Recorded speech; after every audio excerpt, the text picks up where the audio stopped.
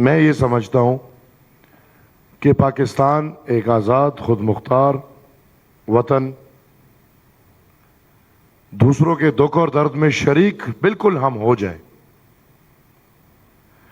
لیکن ان کے مسائل کو ہم اتنا نہ اون کریں کہ ہمیں ان کی مرضی کا نہیں پتا کہ وہ لوگ کیا چاہتے ہیں، لیکن ہم اپنے فیصلے اس کے اوپر ڈال دیں۔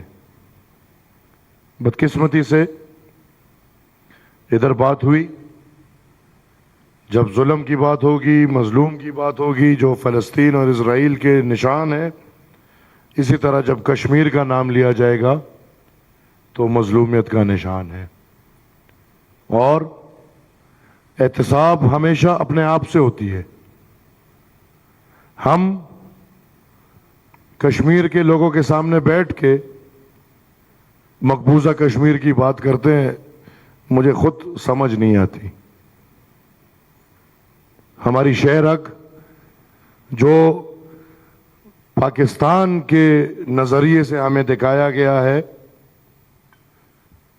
وہ شہر حق تو ہم میرے خیال میں کھو چکے ہیں، لیکن اس شہر حق کو کھونے کے ساتھ اگر ہم فلسطین کی آزادی کی بات کرتے ہیں تو میرے خیال نے قبضہ کیا ہے۔ کشمیر کے 3 حصے بنا کے 3 لوگ قبضہ دار ہیں، وہ تینوں اپنا قبضہ چھوڑ کے کشمیر کی مرضی سے کشمیر کو اپنا فیصلہ کرنے دیں۔ اور اسی کے ساتھ ساتھ ایک اور ملک بھی ہے جو کہ مظلوم ہے، اور وہ ملک افغانستان ہے۔ اگر ادھر میں نے باتیں سنی، ہم اگر عرب ممالک میں ایک عام ملیشیا کو کہتے ہیں کہ مانے، تو کیا آپ افغانستان میں آرمڈ ملیشیا کو ماننے کو تیار ہیں؟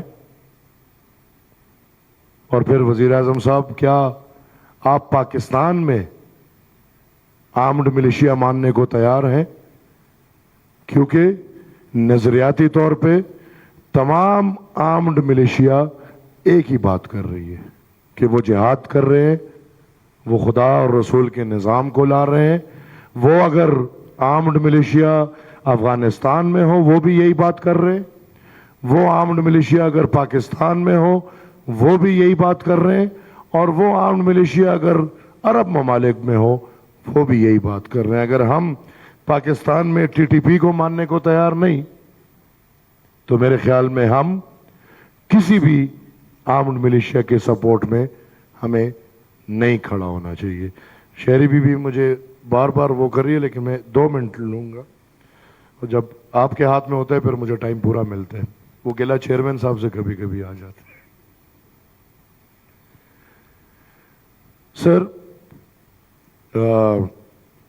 ایک موقع ہے، ہم سب اکٹھے ہیں، اور بالکل فلسطین کی بھی فکر ہونی چاہیے، ہر ملک اور ہر قوم جو مظلوم ہے اس کی فکر ہونی چاہیے، لیکن اپنے ملک پہ بھی ہمیں نظر ڈالنا چاہیے۔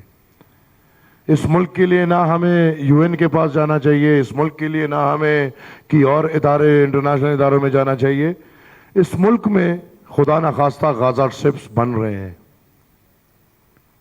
50 سال سے اس ملک کے اندر ایک طرح یا دوسری طرح آپ کے 2 پورے صوبے بلوچستان اور خیبر پختونخوا غازہ سٹرپ کا مثال دے رہے ہیں۔ ادھر آپ کہتے ہیں کہ 50,000 لوگ فلسطین میں شہید ہوئے ہیں، کیا آپ کے پاس وہ نمبرز ہے کہ پختونخوا اور بلوچستان میں کتنے لوگ شہید ہوئے؟ تو میں اس وقت کا فائدہ اٹھاتے ہوئے حکومت وقت اور تمام تر پاکستان کے اداروں سے یہ درخواست کروں گا کہ آج اگر ہم جو رونا فلسطین کے لیے رو رہے ہیں، خدا نخواستہ 50 سال بعد کہیں ہم بلوچستان یا پختونخوا کے لیے بھی یہی رونا نہ رو رہے ہوں۔